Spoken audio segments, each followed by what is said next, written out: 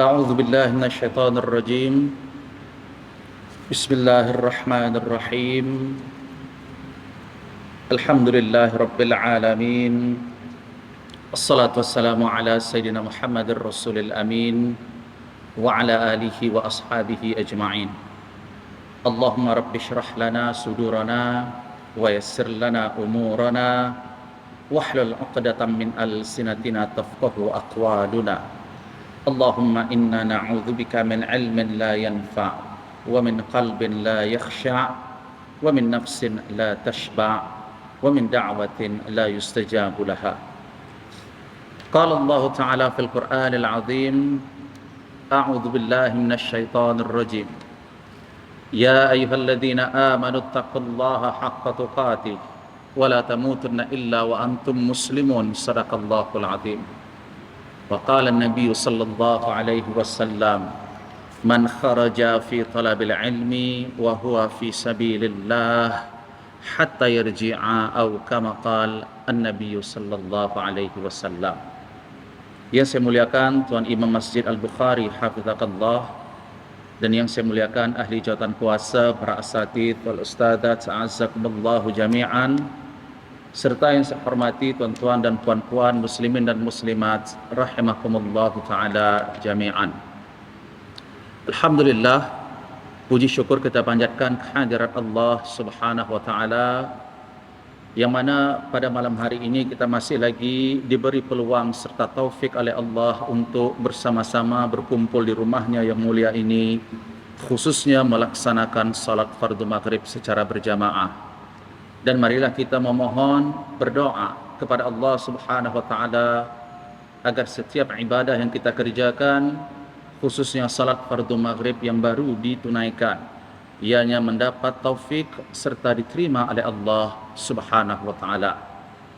Tuan-tuan dan puan-puan yang dirahmati Allah sekalian, pertama sekali saya mohon maaf sebab pada malam hari ini saya terlambat betul-betul, karena memang tak expect lah tadi daripada Kepala Batas sampai Bukit Kayu Hitam, Plaza Tol ni memang jam. Jadi memang saya tak sangka, sangat-sangat minta maaf sangat-sangat tuan-tuan sebab saya terlewat sedikit malam hari ini. Jadi insya-Allah pada malam hari ini kita akan teruskan wasiat Rasulullah sallallahu alaihi wasallam berkenaan dengan larangan meminum arak. Karena di dalam hadis ini Rasulullah mengatakan satu daripada keburukan arak tersebut ianya merupakan miftah kulli syarrin, iaitu kunci bagi semua kejahatan, kunci bagi semua keburukan. Dan pada minggu sebelumnya sudah kita jelaskan ada 4 step ataupun 4 fasa serta 4 langkah ketika mana arak ini diharamkan oleh Allah Subhanahu wa taala. Maknanya sebelum pengharaman arak ini secara mutlak ada 3 fasa sebelum sampai kepada step yang keempat, bahawa arak itu bukanlah daripada awal mula sekali Allah turunkan firman-Nya mengharamkan arak. Tak. Jadi sudah kita jelaskan tempoh hari ada 4 step. Maknanya step yang keempat barulah secara jelas Allah mengatakan innamal khamru wal maisir wal ansab wal azlam rijsum min amali syaitan fajtanibuh la'allakum tuflihun. Jadi Allah mengatakan dalam firman-Nya, wahai orang-orang yang beriman, bahwasanya khamar, judi, mengundi nasib dan juga menyembelih untuk batung ataupun berhala, ini adalah perkara rijsun, iaitu najis, min amali syaitan. Sebab 4 perbuatan ini adalah kategori perbuatan syaitan. Ianya najis karena merupakan perbuatan dan juga amalan syaitan. Fajtanibu, maka Allah mengatakan jauhilah minum arak, berjudi, mengundi nasib, termasuk juga menyembelih untuk berhala ataupun selain daripada Allah. Ini adalah perbuatan najis. Jadi kalimat rijsun, tuan-tuan dirahmati Allah, akan kita huraikan nanti secara fiqahnya. bahwa ulama berbeza pendapat tentang mafhum ataupun hukum arak itu sendiri. Adakah najis yang dimaksud di dalam ayat ini najis ain seperti kencing atau najis hukmi? Itu secara hissi ataupun maknawi sahaja. Kalau diikutkan dalam 4 ayat ini, tentunya arak, kemudian judi. Jadi judi ini kalau kita perhatikan secara zahir, ia tidak najis. Perbuatan itu maksiat. Karena duit atau muamalat judi itu pada dasarnya tidak najis. Begitu juga mengundi nasib. Jadi insya-Allah saya akan huraikan nanti dalam pembahasan hukum khamar ataupun arak menurut fuqaha, adakah ianya najis ain atau tidak. Khususnya dalam mazhab al-Imam Asy-Syafi'i, mu'tamad dan majoritinya mengatakan bahwa arak ini najis ain. Najis ain maksudnya kalau terkena pakaian itu wajib dibasuh. Sama seperti terkena kencing orang yang dewasa ataupun kencing bayi perempuan. Ini khususnya dalam pendapat jumhur, di antaranya adalah pendapat mazhab al-Imam Asy-Syafi'i rahimahullahu ta'ala. Jadi ini yang akan kita huraikan nanti, tuan-tuan dirahmati Allah. Kenapa arak walaupun hanya sedikit bercampur dengan makanan yang kita sebutkan pada minggu lepas. Jadi terdapat kadang-kadang kek, roti, bahkan makanan-makanan yang lain dicampur dengan sedikit wine. Jadi jangan kita berfikir bahawa yang tidak menyebabkan mabuk jadi tidak haram. So sedikitnya arak itu tidak haram. Yang haram itu kalau dia banyak dan memabukkan. No. Karena sesuatu yang memabukkan, maka ini adalah haram sedikit ataupun banyak. Jadi ini yang akan kita huraikan juga, perbezaan memasukkan wine di dalam makanan dengan alkohol. Ada 2 perbezaan di sini, tuan-tuan ya, insya-Allah. Jadi kita akan teruskan dulu bahwa sebab ataupun illat kenapa diharamkan khamar, termasuk juga judi. Jadi kalimat judi juga, tuan-tuan dirahmati Allah, jangan berfikir judi seperti mana yang berlaku pada masa dahulu, pada masa jahiliyah. Jadi judi ini boleh berlaku juga daripada muamalat. Muamalat yang kita lakukan kalau memang selain daripada riba, ada juga judinya. Ini penting sekali untuk difahami. Sebab apabila kita tidak sensitif dalam bab syubhat, terutamanya dalam bab makanan dan muamalat, wallahi Rasulullah sudah menekankan dan juga mengingatkan kepada kita semua, la ya'lamuhunna katsirum minan nas. Di antara perkara halal dan haram yang ramai umatku tak tahu, kata Rasulullah. Jadi perkara syubha umumnya umatku tak tahu. Tak tahu di sini kebanyakannya mereka banyak melakukan perbuatan syubha atau memakan sesuatu yang syubha yang sudah kita jelaskan pada minggu lepas menurut Ibnu Al-Munzir. Jadi judi di sini, tuan-tuan, sama seperti arak. Jangan hanya berfikir kita minum arak dengan botol nama wine, brandy dan lain sebagainya. Bukan itu sahaja arak. Jadi setitik yang dimasukkan ke dalam makanan seperti kita beli, kita tidak mention mana-mana nama jenama kedai, tapi ada setengah makanan, kek kah, roti kah, makanan panas kah, atau goreng-goreng kah, rebus kah, sup kah, terkadang ada dibubuh wine. Dan termasuk juga, tuan-tuan, kalau kita hayati betul-betul, dalami betul-betul firman Allah yang kita sebutkan tadi, yaitu fajtanibuh, kata Allah. Jadi kalimat fajtanibuh dalam surah Al-Maidah ni tadi, ayat yang ke-90, Allah tidak menggunakan lafaz haram, tapi Allah kata jauhi. Maknanya perkara ataupun kalimat menjauhi yang Allah sebut dalam ayat ini lebih lagi ekstrim larangannya berbanding dengan Allah sebut diharamkan ke atas kamu khamar. Allah tak sebut kalimat diharamkan, tapi Allah sebut dalam ayat ini jauhi arak, jauhi judi. Dengan kata lain, Bukan hanya minum arak itu saja yang diharamkan, sama seperti zina.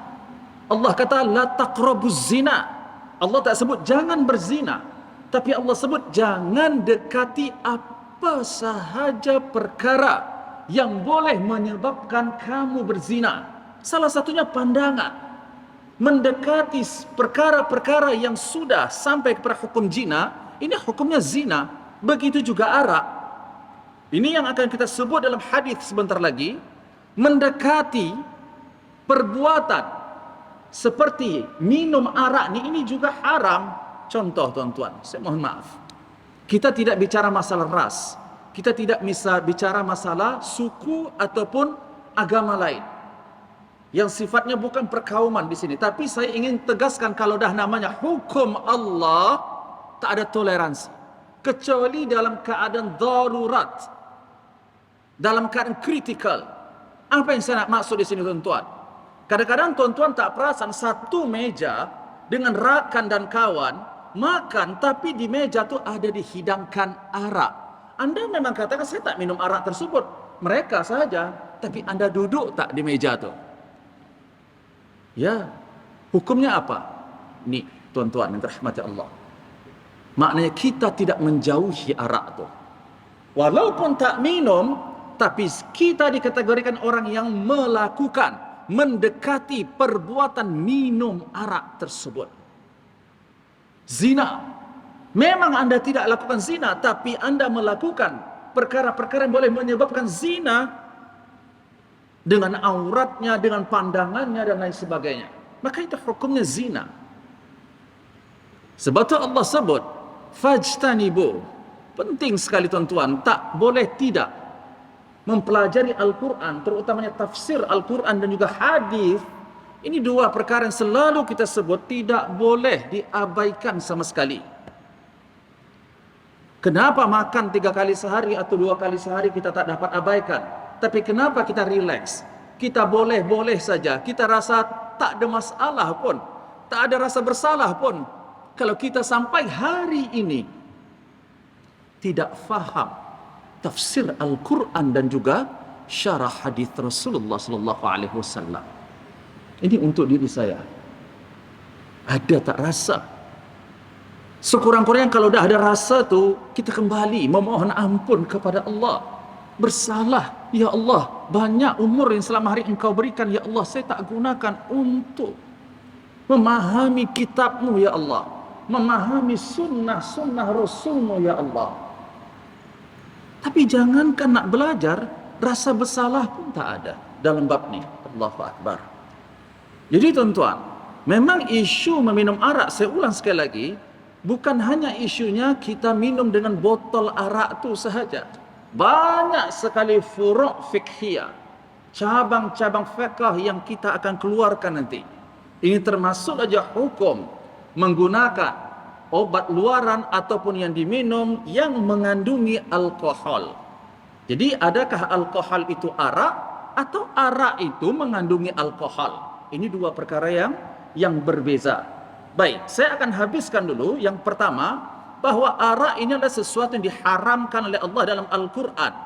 Dan dalil pengharamannya Allah sebut fajtanibuh. Perintah Allah jauhi. Jauhi arak itu. Jauhi melibatkan diri daripada arak tersebut. Mendekatkan diri daripada arak tersebut. Kecuali kalau memang kita pergi ke satu tempat tu memang kita tak ada lagi dah tempat yang lain. Jadi ini perhatikan syubhah ini tuan-tuan. Bukan mudah menjadi orang yang wara. Kalau saya tanya kepada kita semua, tentunya kita nak menjadi hamba yang bertakwa kepada Allah. Tapi tunggu dulu. Syarat takwa itu kata Rasulullah, satu di antaranya adalah wara. Apa makna wara? Meninggalkan sesuatu yang tidak memudaratkan akhirat kita. Meninggalkan sesuatu yang boleh memudaratkan akhirat kita. Dan termasuk juga dalam wara ini zuhud. Yang tidak bermanfaat bagi akhirat kita. Dunia yang kita tinggalkan yang tidak bermanfaat bagi akhirat kita. Dan Nabi mengatakan la yablugha al-'abdu minal muttaqin hatta yada'a ma la ba'sa bihi hadaran mimma bihi ba's. Ini kata Rasulullah sallallahu alaihi wasallam. Jadi Allah katakan jauhi. Maknanya secara menyeluruh. Orang yang tolong kah, tolong bawa kah, itu yang kita katakan tadi makanan tadi, yang ada dicampur dengan wine. Jangankan wine yang najis itu dimasukkan dalam makanan, membeli wine itu saja dah haram dah. Membawa wine itu ke rumah pun dah haram dah. Ya Allah. Jadi kadang-kadang kita tak peduli, saya mohon maaf, saya sebut kita di sini, siapa yang melakukan. Untuk kita sedari, sampaikan kepada keluarga kita, jangan senang saja. Jangan sedap saja masukkan sesuatu ke dalam perut kita, tanpa kita tahu dulu, secara jelas, ianya betul-betul halal, atau syubha. Kalau syubha, maka waraknya, selamatnya untuk kita tinggalkan. Dan Nabi mengatakan walladzi nafsu Muhammad biyadih, demi ruhku dalam kuasa genggaman Allah, innar rajula, sesungguhnya seseorang la yakdhifu al-luqma al-haram fi jawfi, apabila ia memasukkan sesuatu yang haram ke dalam rongganya, yaitu ke dalam perutnya. Yang haram sama ada riba, termasuk juga arak ni. Maka apa yang berlaku tuan-tuan? Ma yutaqabbal minhu arba'ina yauman. Tidak diterima oleh Allah amalannya 40 hari. Satu suap sahaja tuan-tuan. Berapa banyak riba yang dimakan oleh umat Islam? Saya tak tahu berapa suap dah. Berapa banyak makan-makan yang mengandungi wine yang kita tidak sedar. Kita tak sedar bukan karena tak sengaja, tapi jahil. Jahil dengan tak sengaja tak sama tuan-tuan. Jahil dengan nisyan, dengan ghaflah, ini tidak sama. Kita melakukan perkara tersebut karena kita ghaflah, lalai. Bukan karena lupa. Lupa dimaafkan, tersalah itu dimaafkan. Tapi kalau lalai, itu disengaja tuan-tuan. Itu bukan sesuatu yang boleh dimaafkan, kecuali dengan izin Allah. Tapi itu adalah sesuatu dosa, maksiat, kelalaian yang disengaja. Jadi tanggungjawab siapa? Kita sebagai orang tua, kita sebagai umat Islam, sampaikan kepada umat Islam yang lainnya, terutama kepada keluarga kita. Jangan sampai mendekati perkara-perkara yang haram. Termasuk perkara haram tadi, makanan-makanan yang mengandungi arak. Jadi sebab utama kenapa Allah yang mengharamkan arak tersebut, yang pertama ilqa'ul adawah wal baghdha' bainal mu'minin. Ini karena arak ini boleh menyebabkan permusuhan di antara orang-orang beriman. Jadi permusuhan, pergaduhan, perkelahian, saling membenci, ini salah satu penyebabnya adalah arak. Yang kedua, kenapa Allah haramkan arak?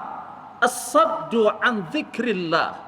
Karena arak ini boleh menghalangi seseorang daripada berzikir kepada Allah subhanahu wa ta'ala.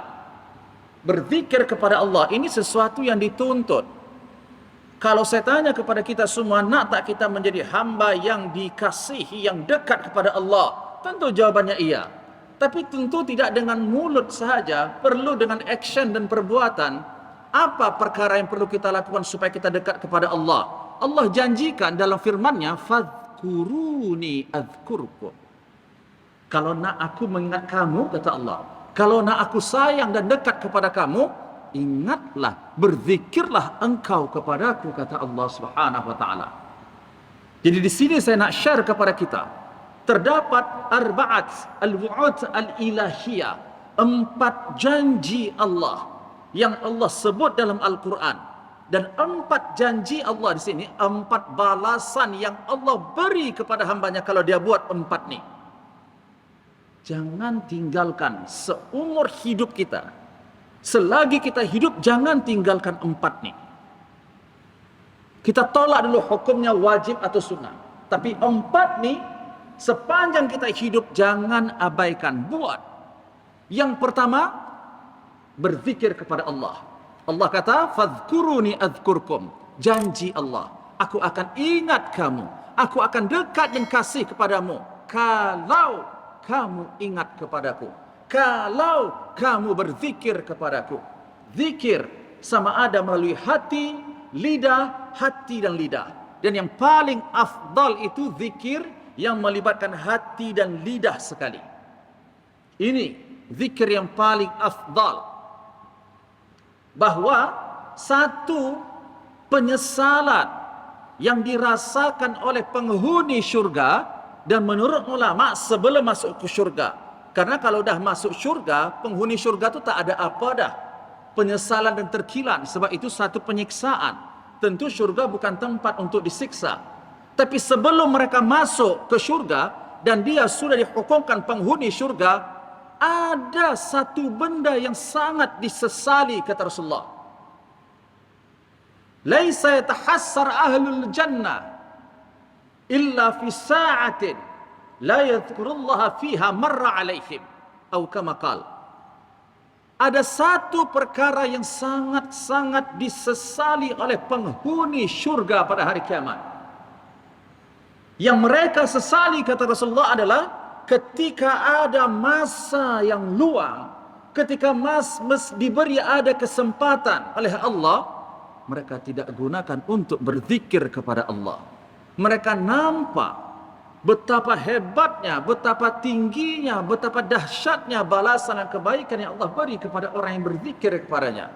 Sehingga ini menjadikan penyesalan dan juga terkilan di hati penghuni syurga. Kenapa waktu ni? Kenapa waktu ni? Kenapa hari ni banyak saya boleh buat berzikir tapi saya tak berzikir? Lidah pun kadang-kadang berat nak berzikir. Baik mengatur orang lagi, baik bercakap yang lara daripada berzikir. Allahu Akbar. Sebab tu Allah sudah kata dalam surah Al-Mu'minun. Jadi orang yang beriman, pastikan kita memiliki sifat-sifat orang yang beriman. Banyak sekali sifat-sifat orang yang beriman yang Allah sebut dalam Al-Quran. Salah satunya adalah dalam surah Al-Mu'minun.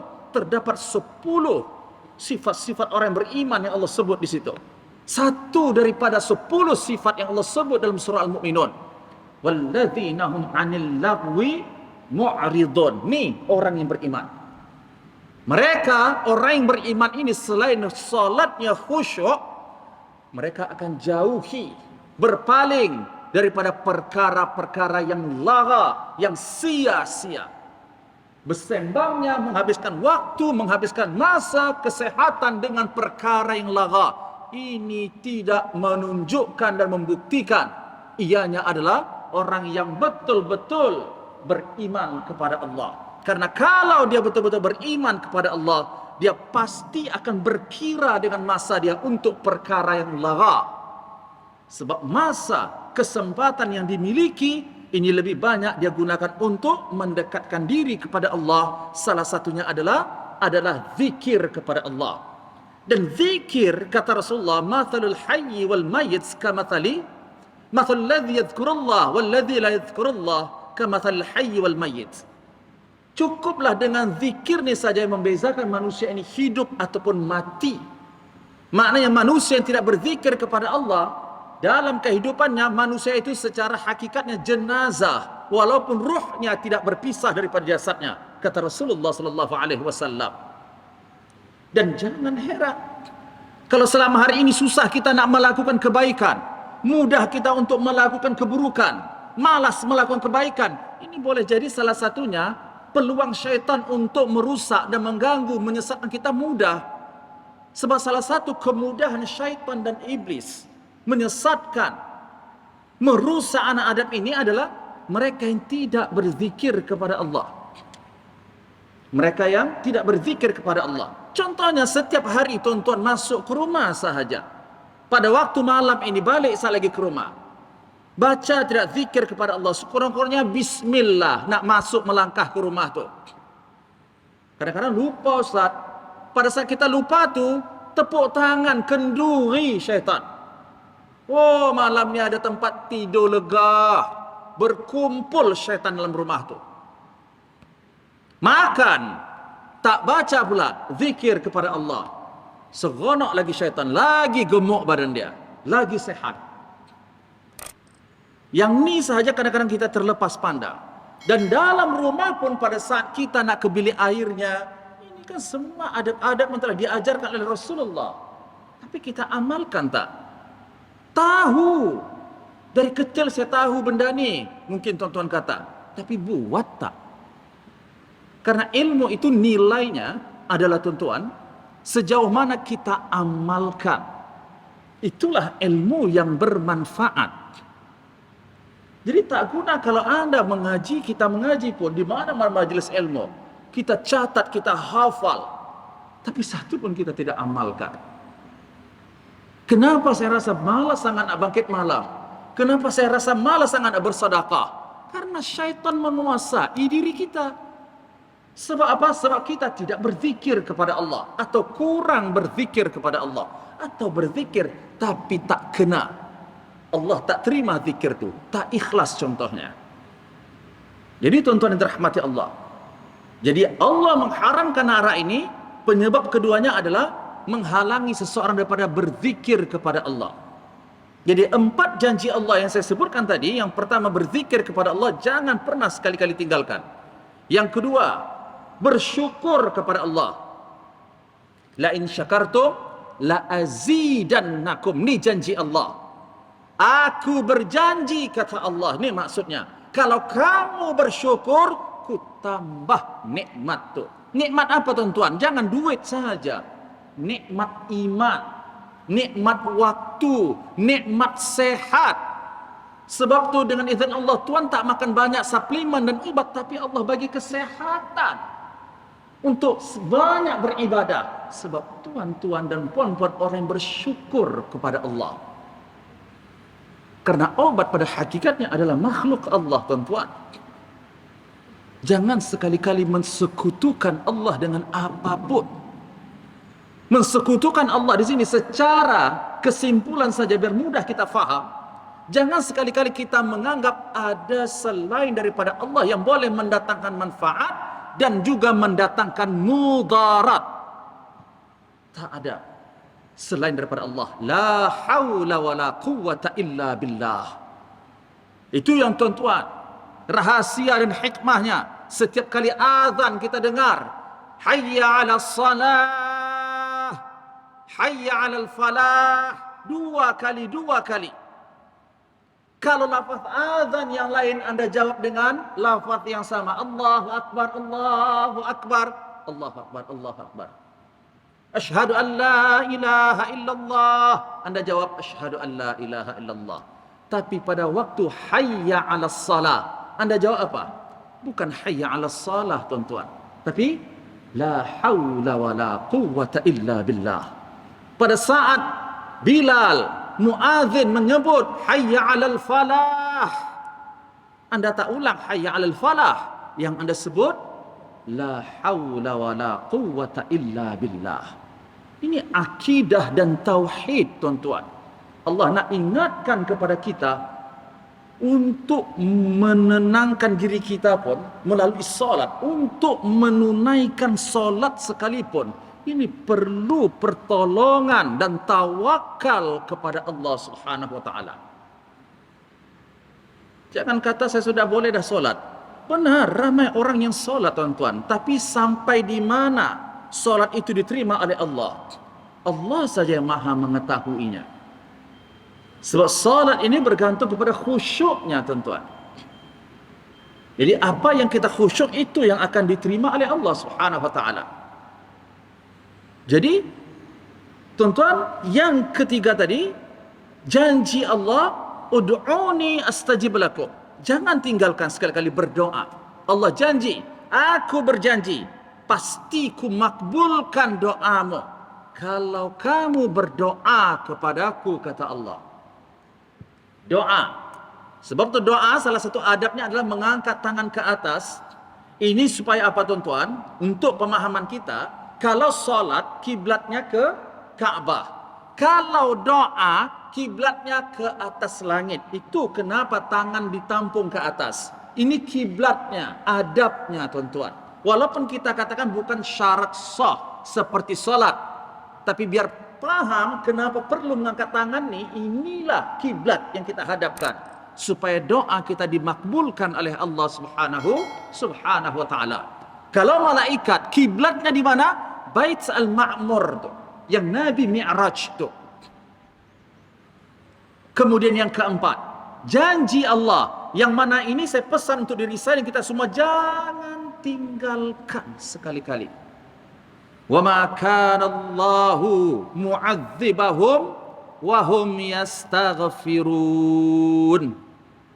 Allah berjanji, tuan-tuan, tidak akan mengazab hambanya ini selama mana mereka bertaubat dan beristighfar kepada Allah. Banyakkan istighfar. Saya ulang, 4 janji Allah, yang mana janji Allah ini kena amalkan, jangan sekali-kali kita abaikan. Kecuali dalam keadaan mudarat betul-betul dah hilang akal. Ini lain cerita. 4 tadi apa? Zikir kepada Allah, berdoa kepada Allah, mensyukuri nikmat yang diberi oleh Allah, dan beristighfar senantiasa, serta bertaubat. Dan yang ketiga, Allah haramkan, ataupun sebab kenapa Allah haramkan arak ini karena menyebabkan orang-orang yang beriman ini tidak khusyuk di dalam solatnya. Dia dah tak fokus lagi dah beribadah kepada Allah. Kemudian yang berikutnya, tuan-tuan, saya tambah, tahrimul khamar minas sunnah. Kalau yang kita sebut ini tadi adalah pengharaman khamar di dalam Al-Quran, bagaimana pula di dalam sunnah? Ini karena hukum syarak pasti merujuk kepada 2 perkara ini asas utamanya, yaitu Al-Quran dan sunnah Rasulullah SAW. Al-Quran sudah mengatakan haram. Bagaimana pula kata Rasulullah SAW? Yang pertama kata Nabi, kullu muskir khamar. Setiap yang memabukkan itu adalah arak. Wa kullu muskir haram. Setiap yang memabukkan itu adalah haram. Faman syaribal khamar fid dunya wa mata wa huwa yudminuha wa lam yatub lam yashrabha fil akhirah. Sesiapa yang meminum arak di dunia dan mati dalam keadaan tidak bertaubat kepada Allah, dia addicted, tuan-tuan, dia candu dengan minum arak ni tadi, mati tidak sempat bertaubat kepada Allah, lam yashrabha fil akhirah, tidak akan nanti sekali-kali ia meminum arak itu pada hari kiamat di dalam syurga. Karena satu daripada minuman ahli syurga adalah arak ataupun khamar. Ini hanya segi penamaan, tapi jenisnya bukan seperti jenis arak yang ada di dunia ini. Jadi orang yang tidak meminum minuman ahli syurga, ini mafhumnya apa? Tak masuk syurga. La haula wala quwata illa billah. So bertaubat. Itu yang Nabi suruh kita selalu beristighfar dan juga bertaubat kepada Allah Subhanahu wa taala. Kemudian hadis yang kedua, Rasulullah mengatakan, man syaribal khamar fid dunya, siapa yang meminum arak di dunia, lam yashrabha fil akhirah, tidak akan nanti meminum arak tersebut pada hari akhirat, illa an yatub, kecuali sebelum ia meninggal tadi bertaubat kepada Allah, atau dia bertaubat pada waktu pintu taubat masih lagi dibuka oleh Allah Subhanahu wa taala. Yang ketiga, Nabi mengatakan bahwa atani Jibril mendatangi aku, kata Rasulullah, dan mengatakan, ya Muhammad, wahai Muhammad, inna Allah azza wa jalla la'ana al-khamar, sesungguhnya Allah Subhanahu wa taala melaknat khamar. Itu yang kalau ada saja isu-isu berkaitan dengan khamar, turun kemurkaan dan laknat Allah, tuan-tuan. Itu yang kenapa tadi kita duduk walaupun tak minum arak, tapi ada di meja kita arak, laknat Allah kena juga kita. Walaupun kita tak minum arak tersebut, sebab itu wajib dijauhi.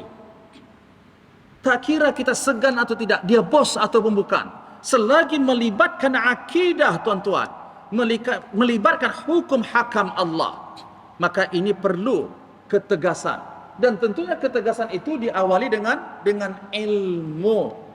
Tak apalah, sebab toleransi, sebab kita saling menghormati. ya saling menghormati tapi tidak sampai menyesatkan akidah kita, tidak sampai merusak akidah dan juga hukum syarak yang telah ditetapkan oleh Allah Subhanahu wa taala. Toleransi adalah merupakan sesuatu yang dituntut di dalam agama, tak kira kepada orang Islam ataupun yang bukan Islam, tapi syaratnya tidak bertentangan dengan syariat Allah.